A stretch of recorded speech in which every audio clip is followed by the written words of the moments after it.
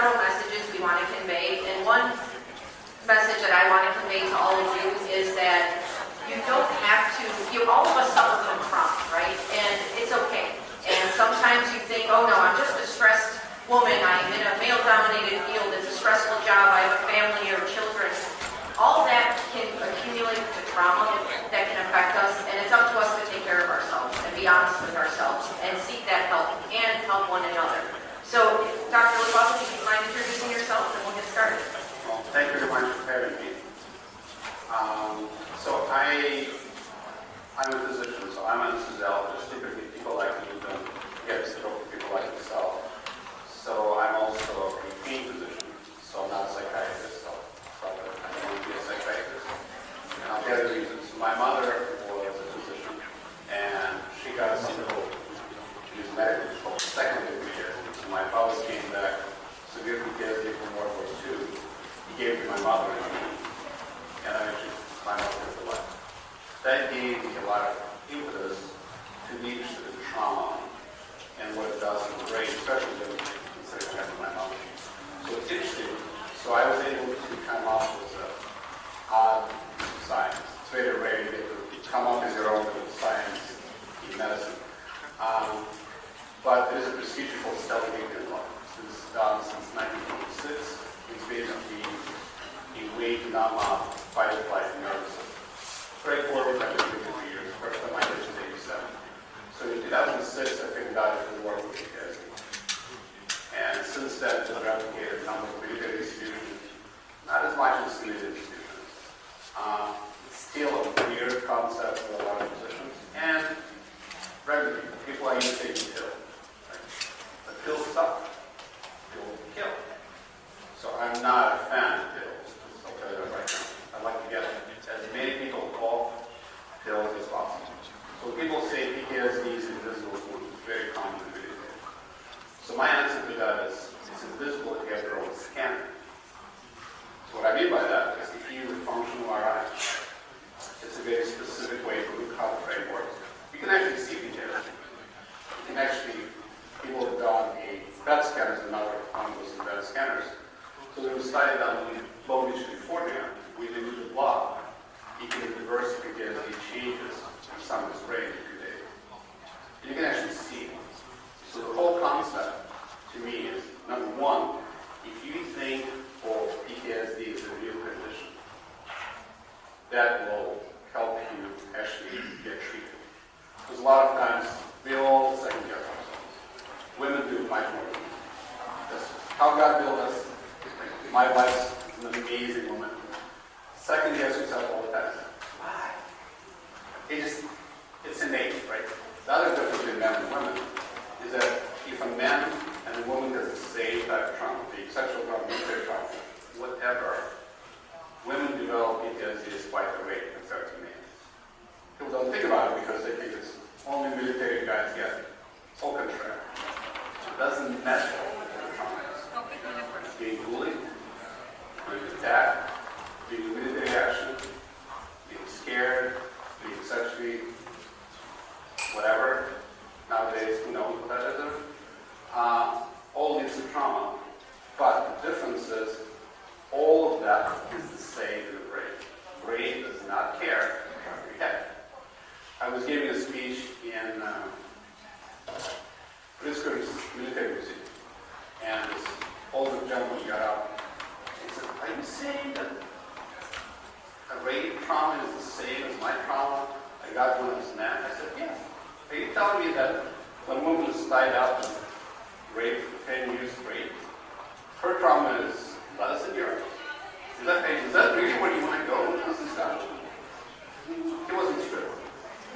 But yes, biologically, it doesn't matter. The treatment is the same. That's what's cool from my perspective. People say, well, it's like, if you look at DSM-5-TR, which is diagnosed PTSD 6, by the way, I'm trying to change that name. PTSD, I think it should be called PTSI. For some interest in training. And that's extremely important because it is an injury. It's not a disorder. If we hear disorder, we think something's wrong. We're wrong.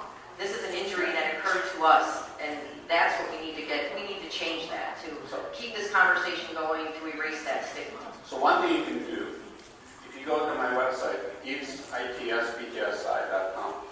you fill out a survey. So I've been trying to change that name now for 5 years.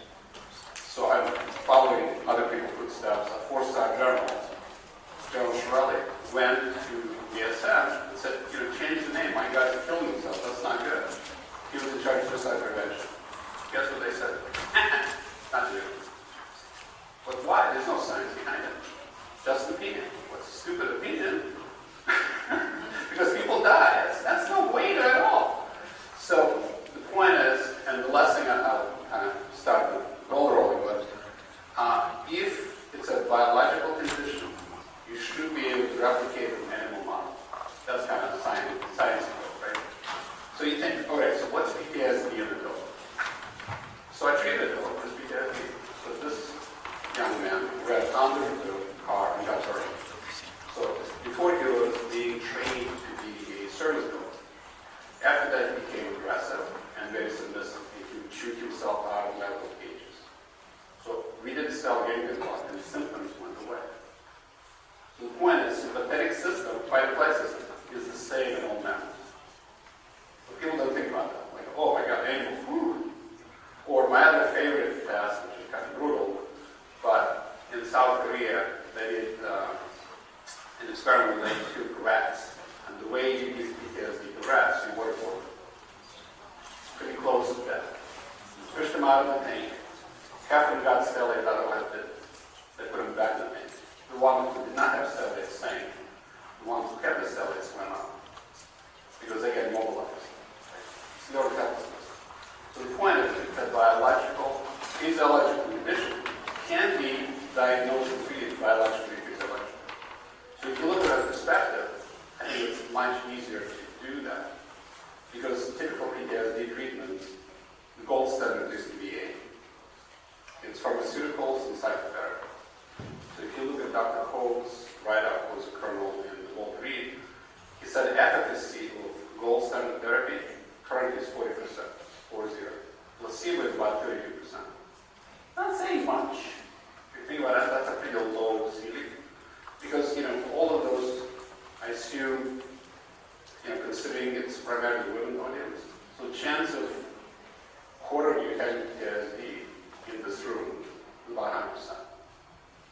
More or less, you may not admit it, but if you can't sleep, you feel like you're always walking on shattered glass, and you can't quite get relaxed, your sleep is off.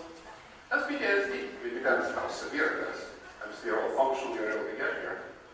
But it can be anywhere from really fully functional and having a great face. My mother was so patient 2 hours before she killed herself. Point is, being able to function does not mean you're not doing better. So, at the very least, you want to think about doing something called PCL5 test. So if you go to my website, for example, dr.eugenielibra.com, you can download PCL5, which is kind of the standard. So if you're about 50, you want to think about getting help. Because if you guys are involved in law enforcement, I think it's a very tough job. I think in many ways probably more than military. Because I think the enemy is not as clear, is my guess. I've never been in that. But I certainly worked a lot. I've had absolute honor working with a lot of special forces, police, veterans, first responders. I used to be a trauma surgeon at County Hospital, where I got to see a lot of people who used to go with knife and gun law. It's all the same. Getting people, losing people on the table is no different than being shot at in the street. In that survey that he's saying to do, if you did that, you're going to be, you might be surprised at how high your score is, how much trauma you actually have. And he's saying fight or flight. Those of us that are in this profession, we rely on our fight or flight daily. And it's a scary concept when someone says, oh, this resets your fight or flight. A lot of people will say, well, no, I need that. I need to be vigilant. However, it's amazing when you do get reset back to where a normal person is, how clear you can think and how different you look at situations. It doesn't get rid of your fight or flight. It just resets it. And they use this on active military, special they give this to them to reset them. So it's nothing to be scared of that you're going to lose your edge. Well, you're not doing that, right? You're not looking everywhere. Think of a sniper. You don't want to be looking everywhere. You want to focus. So you want to be able to get targeted investigation. If somebody comes at you, you want to decide this civilian, a good person, bad person, is a dangerous, whatever. You need to make a decision. But do you want to use the brain that my dog has, or you want to have the real forecast to make a good decision? That's the bottom line. Yeah. So I met Dr. Lipov in 2021. We're a good friend of ours named Mark Doyle. Mark works with veterans. He helps them reassimilate back into life, get a job, take care of themselves. And he has a connection with Dr. Lipov because some of the veterans have gone to Dr. Lipov for this treatment. So back in 2021, I was a commander of a unit of 700 officers across the city of Chicago. We dealt with the pandemic. We dealt with civil unrest. And it was a tough time, tough couple of years. Prior to that, part of my personal story is prior to that, in 2017, I was blindsided with a diagnosis of breast cancer. And a few months after, my best friend was just diagnosed with breast cancer as well. So we fought 3 years together until she passed. I luckily got through it, and I was really dealing with losing her. It was tough for me, and I had just gotten promoted to lieutenant, so I had a new job, and then civil unrest and the pandemic, and then got promoted again to commander, and now I have this large unit of young officers, very proactive officers, so they were getting into stuff every single day, whether it be a car accident, whether it be a critical incident, whether they were getting shot at, or shooting somebody. It was a lot. And then in the summer of 2021, one of our young officers took his own life. And I stood in front of a roll call bigger than this, and I was looking at the faces of these officers, and I'm like, wow, I can do something. Like, what do we do? And then a couple weeks later, 3 of my officers performed a traffic stop, and my officer, Ella French, was murdered, shot in the face, but died instantly. Her partner, Carlos, shot in the head, face, the shoulder, shouldn't have died, but miraculously he is still with us and thriving. And the third partner, Josh, he ended up shooting the offender. So it was a very critical incident. It hit the city very hard. This was a young female officer, not even 30 years old yet. So it really struck a chord with everybody across the city. And again, now I'm standing up in front of another roll call, and the faces I saw, it broke my heart because I didn't know what to do. I'm a mother. I'm compassionate. I can give you a hug. We could talk through this, but I was at a point where I didn't know what to say next. And somebody, a clinician in our department, in our professional counseling service, I'll say she urged me, maybe she made me go talk to a clinician, which was great. I was going to wait until I handled everything with my unit, but she made me realize, no, you got to take care of yourself and take care of these officers. So I started working with a clinician, and she was great. She helped me a lot. However, I just couldn't get past it. There was something, and that's when I was introduced to Dr. Lipov, and I went in and got this shot. So it's I'm not scientific here, so basically it's a shot to your neck. It goes into a cluster of nerves, and it's super easy. I don't feel that at all. Yeah, the doctor doesn't say it. I had mine done.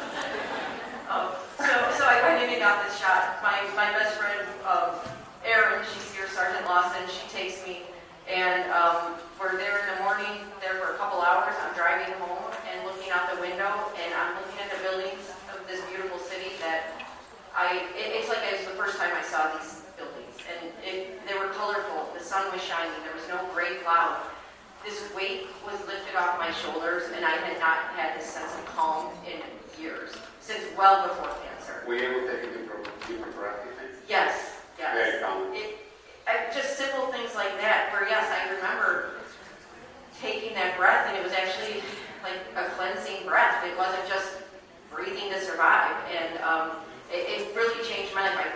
After that, just sitting there at the table with my friend and my husband, I was kind of just looking around at my house, thinking all the projects I wanted to get done, like cleaning up that room or putting the toys away there. That just kind of it was overwhelming. I'm looking, I'm like, okay, I have a plan. I'm going to go do that, and I'm going to tackle that. I'm going to tackle that project. I have these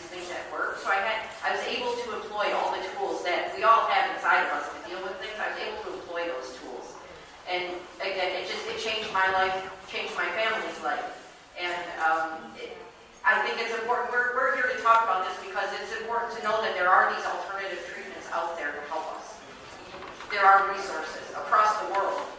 And we'll put more information in the app. I'll put more information in the app about which countries do have this available because the doctor has trained doctors from other countries.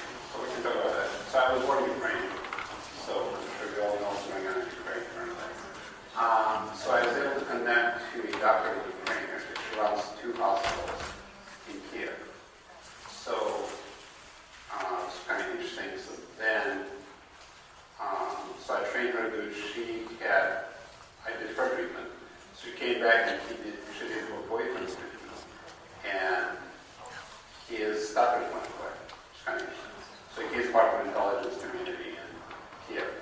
So we had, so she's starting to do that. In fact, this evening I'm going to be giving a presentation to 5,000 docs in Ukraine. And then we have offices. I also am a medical director for Stella Center. So we have offices in Australia and Israel. So, with all the hostages or all the drones. We did find, what we're finding is that after treatment, people can do much better psychotherapy. So, because you can actually get to the point, because if you go to psychotherapy and bring up painful subjects, people shut down, get angry, they're with it. But after this, it can actually be markedly quicker. And as far as medications, people can reduce the meds, and there are certain medications that do stay on. But, the average number of drugs currently in the 16 pills. That's illegal too much.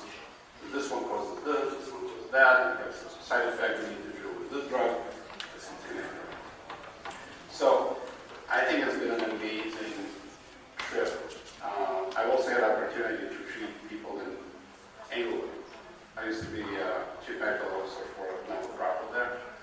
And what I truly believe is that you can reduce the fight and flight overactivation by the police or law enforcement and the guys in police, especially in Englewood, places like that. There's going to be much less this combative environment in these places. Yes, Englewood is one of our most violent parts of the city. It's very underserved, and so yeah, as he's saying, Englewood is a very tough community to police and for the people that are living there. Tough for everybody, but it was interesting. So I treated both sides, and when they do interact, it's a much more relaxed environment because there's no automatic. Because if you think about it, at least for snipers, for example, I've treated a lot of snipers. It's all about target differentiation. Who needs to be shot and who doesn't? It's a simple question. I think for police a lot of times it comes down who needs to be killed and who doesn't. You need to make a decision very rapidly. You're going to be killed. Or if I can kill somebody else, it's life and death to live in there. And being a trauma surgeon, I'm very familiar with that. But if you can take a breath in the middle and make a decision, this person, this is not a gun, this is a coma. If you can make a decision, it can change the whole day for both sides. Yes, and one thing, he's talking about like a sniper, and again, I want to stress that you don't have to be that sniper to suffer from trauma. We all have had careers where we have seen nasty things. We know the reality of what humans can do, and just observing it, that's trauma. I use the analogy that we all have a backpack on, and every little thing we see is a pebble that we're putting in our backpack, or maybe something happens to you, so that's a bigger rock thrown in there. Next thing you know, your backpack is 3,000 pounds, and you can't. So micro-trauma can lead to PTSD. That's what you're thinking about. Absolutely. I've had people go, oh, I don't think I need to stop. Why? You have PTSD. Yeah, but I've never been raped. I never had a horrible accident. Have you been bullied? Yes. Well, hello. And we all might deal with bosses or colleagues that we don't like. That too can be traumatic. Right. When we're not taken seriously, that's traumatic. If you are suffering from that day after day, and so I think it's just so important that we have to be honest with ourselves and get help. After I did receive this shot, like I said, I was able to kind of unpack some of this trauma, that recent trauma that I mentioned, but I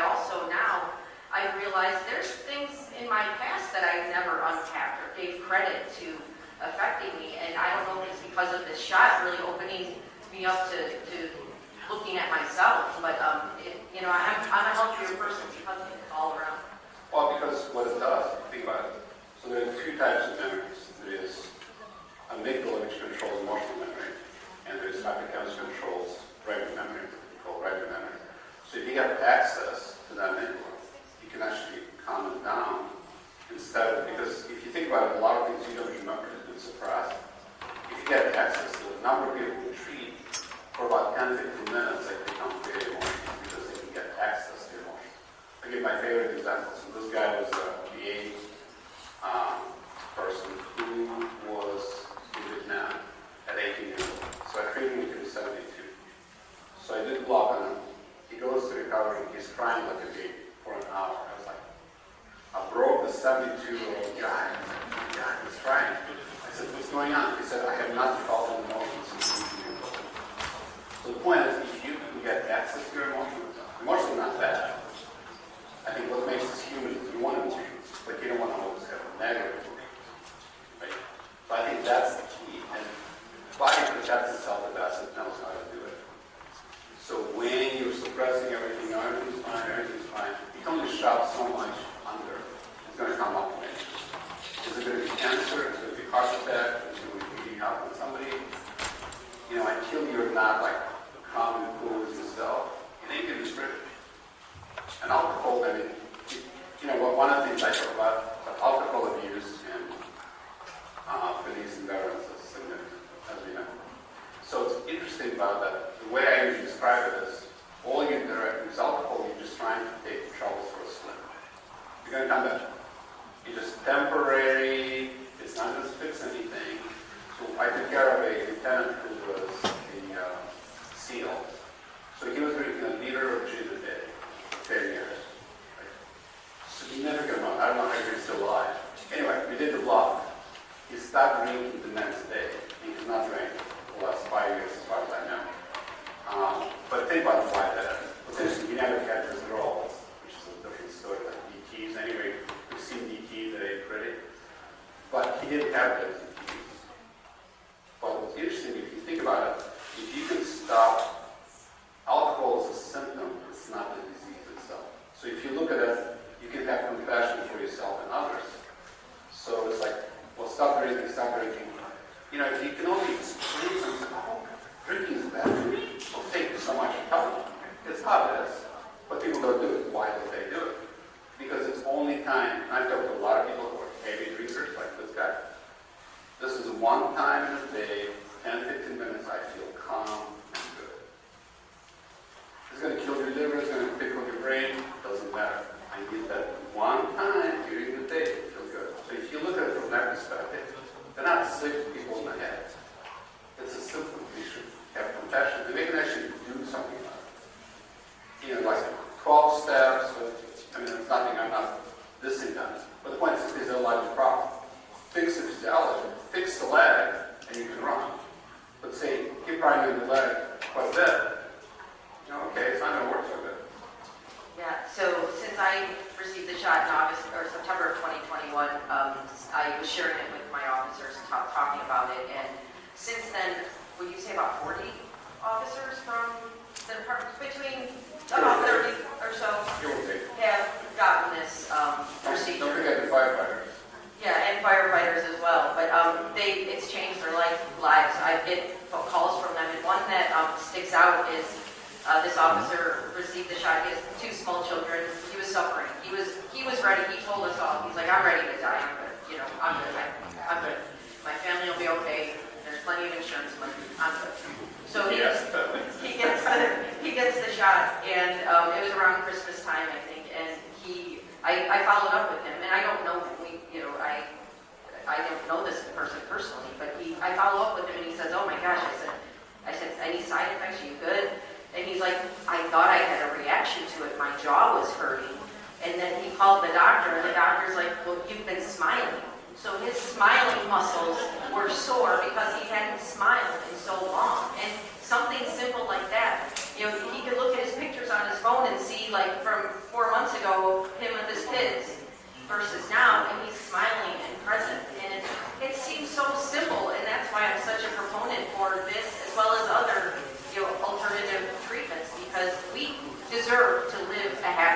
healthy life. We did sign up for this job, yes, we did sign up to see some of bad things and deal with bad things, but we did not sign up to waste our lives in misery dealing with symptoms of PTSD. My symptoms were anxiety. I would get a physical reaction when I would think about things. You know, if I thought about my best friend, I would get a physical reaction, and after a few years, that's not normal. It's okay to have that emotion once in a while, but I'd be driving into work every day in tears, thinking about her. Or, you know, I had a difficult boss at the time, and I would get a physical reaction when I would get either a phone call, an email, or he walked into the office. And, you know, I don't get that anymore. And in fact, truth be told, I'm going to be seeing the doctor on Friday to get another shot because just a lot of things have happened, and I feel like, you know, I need a tune-up, as you say. I need a tune-up because I deserve it. Yeah, so I think one of the things to think about is that, again, if you look at it biologically, first of all, you give you a place to think about it. But think of the other thing that goes into people thinking about it. So I'm actually doing a study of special forces in UCLA that you can actually measure aging, biological aging, by epigenetic clocks or Harvard clocks. So if, and there's actually a number of papers coming out that if someone gets PTSD or psychiatric disorders, their biological aging is quicker than chronological aging. Like, I work a lot on myself because I'd like to operate in my 90s. I'm 66. So my chronological age is 66. My biological age is 54. Because I was treated. Two, I do other things to do that. But the point is, you don't want to die early from PTSD. It can kill you. So if somebody has PTSD, when you describe it, it's like people get tight and when you see a boss, right? Think what it does to your coronary. Coronary is a blood vessel bringing blood to your heart. So if you do that every day, your chance of having flares and heart attacks is twice as high if you have PTSD compared to don't. I also believe it leads to cancers because what PTSD does, it screws up your immune system. The immune system is necessary to get rid of cancer cells so it's your body, which happens to all of us. But if they stick to you, it's because the immune system is not doing its appearance, it's not doing its job. So the point is, psychiatric conditions lead to biological conditions. And it's hard to separate because our mind and body is connected. You can't just say, well, that's all in your head. Anxiety is nothing. Don't worry about it. It's all part of being alive. Maybe. But if you shut down every time, if your heart is starting to race every time you walk into the building because you know something bad will happen, that's not good. That's going to kill you. Point is, it doesn't mean everybody needs to self-care. All I'm saying is just think different. Think that it's a biological condition they deserve to be treated for, and there are effective people. So still, I mean, I like this one because I came up with it. But there's TMS, that can work well. Ketamine definitely has its place. What is TMS? Transmagnetic stimulation, which is basically kind of tapping in the head using magnetics. MDMA, I think, is oral ecstasy. Terrible drug. Take the MDA is holding it back. Psilocybin, I think, is good. It's not clear. But in my point, there are other options. But I think there's a lot of things that's possible. But just if you start thinking about it, that it's possible to do successfully, as opposed to just a meds and just psychotherapy, you'll be much further along. Absolutely. Does anybody have any questions? Yes. What's the protocol? Great question. Depends. Great answer. Right. You like when people here have 2 cents. It depends. So the longest out of life right now is 17 years ago. I treated a guy who shot a 10-year-old kid in Iraq, whose life was explosive. He's a little child kid. Came home trying to kill his life. I would say it's really extreme PTSD. So he had 2 blocks 17 years ago. He's still doing well 17 years old. Some people, like you, it lasted, can I have you? 3 years. 3 years. It depends on 3 things. What do you do afterwards? Like, do you see a psychologist? Do you take care of yourself? Do you not go drinking? Do you have a sexual partner that you're equivalent by the man it is? I don't know women. But 85% of men is because people sexual partner. So it's not help to get it.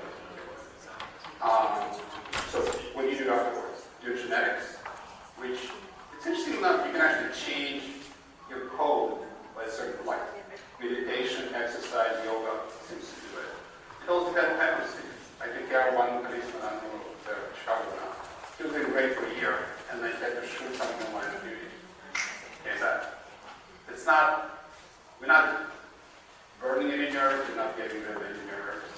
All we're trying to do is reset. So I don't know. Each individual is different. Average number is 2.5 per person so far. Yes, ma'am.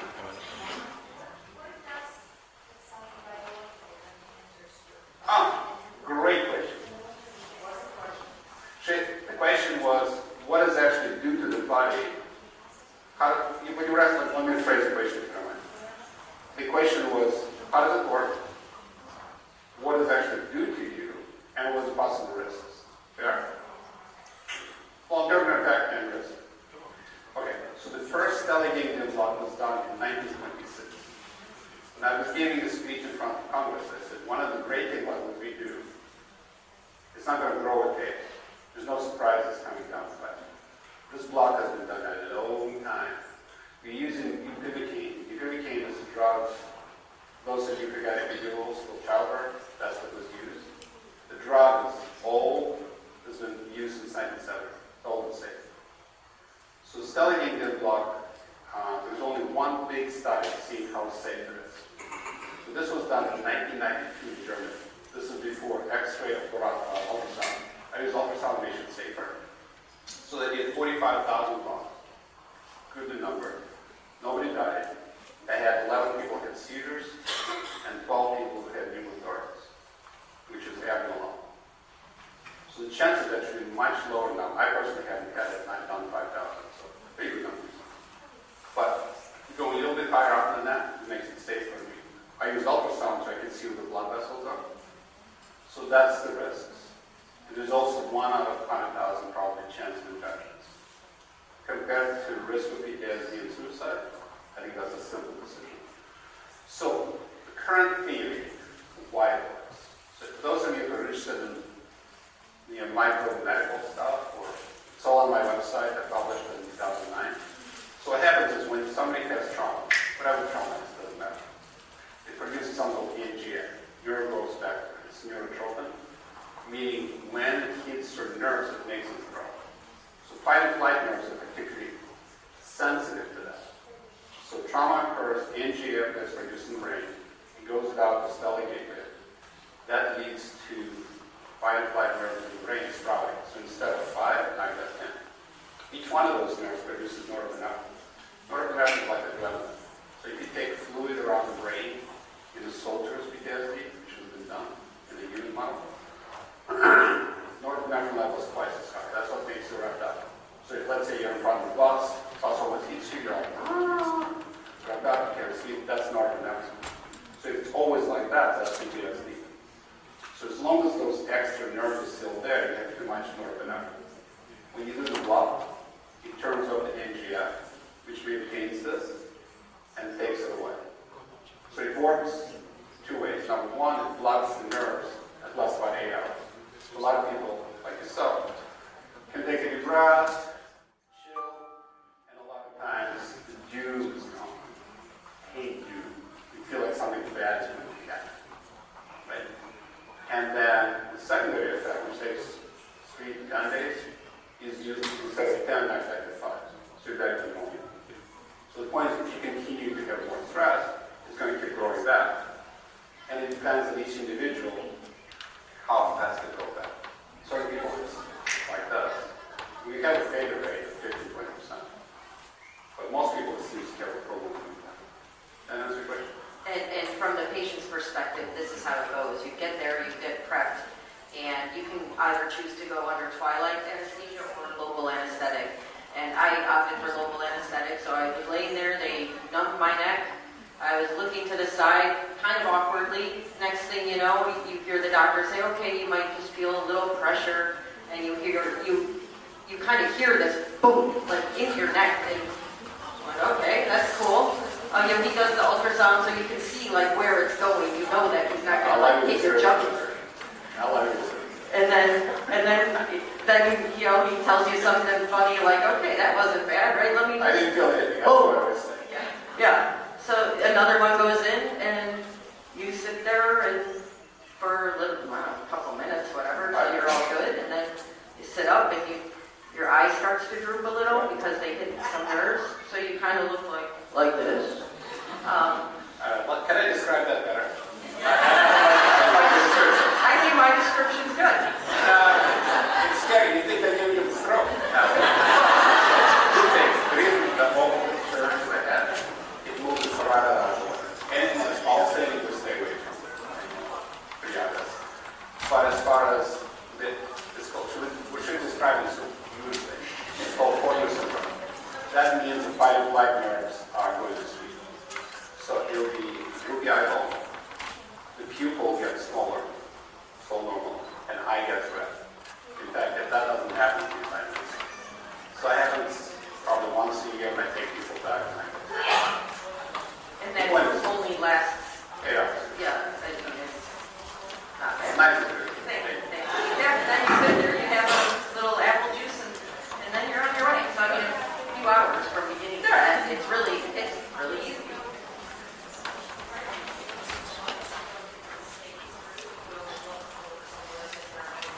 So I'm a medical gynecologist for Stella Center. If you look at stellacenter.com, we have, I think, we are in 22 sites in the United States. Right? Yeah, across the country, spread out across the country. Yeah, and my job is to make sure I find the right people and they do the job. Yeah, It's all he trains centralized. them. He trains them to do this specifically.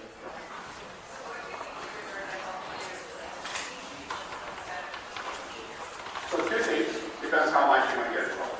One, if you can fill out the survey. If you go to itspsi.com. I'll put that on the app.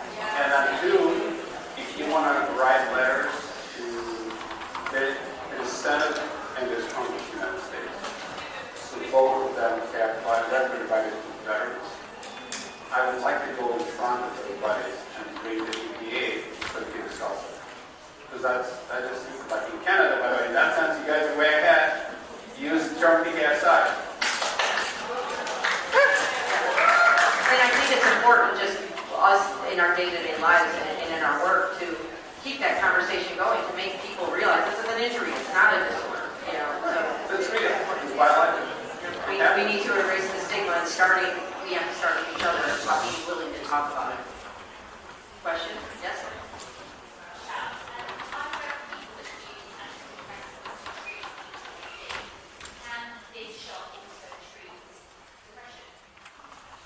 Actually, excellent question. Thank you. The first time stellate was ever used for psychiatric condition was in Cleveland Clinic in 1943. So stellate has been used for treating depression. It's not as good. PTSD seems to be the best response. It works for anxiety and depression. Overall, antidepressants, they're may be effective. It takes 6 to 12 weeks to work, and about 50-60% effective. Not bad, not best, or yeah, whatever. But it can be used together. So a lot of people come in with tons of meds, and a lot of times they can lean off with the help of psychiatrists, of course. Does that answer your question? Anyone else have a question? Yes?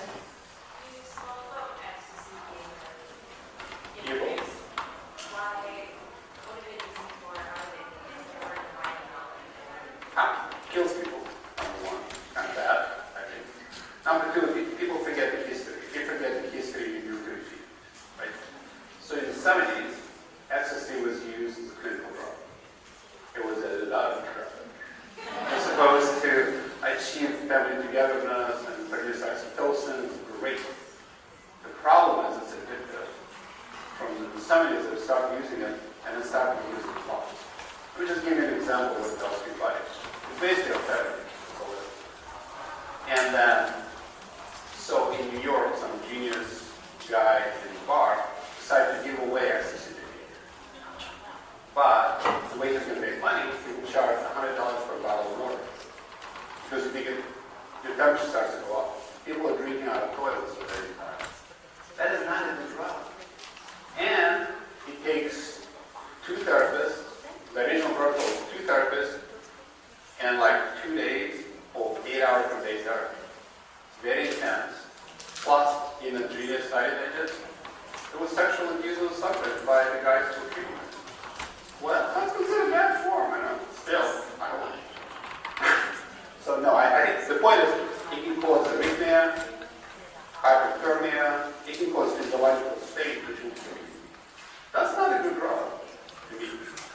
site looks much better. Anyone else have a question? Okay, I'll be out if you guys want to open it. Yeah, and I will put some websites up on the app, and again, and I'm here all week too. If you see me walking around and have any questions, I'm more than happy to answer them. But Okay, I think, put a plug for my nonprofit. okay, This is Erase PTSD now. You guys have been hearing some money and know people so okay. We treat a lot. it's true. We And treat a lot of people from across the globe. And whatever you can do is great. yes, and on the Erase PTSD Now website, there's a link to my little 6-minute video describing my journey. And but I think most importantly, we need to keep the conversation going. We need to look out for one another, be honest with ourselves, and seek any help that is available. So Yeah, thank know you. it exists. It's real. Thank you all very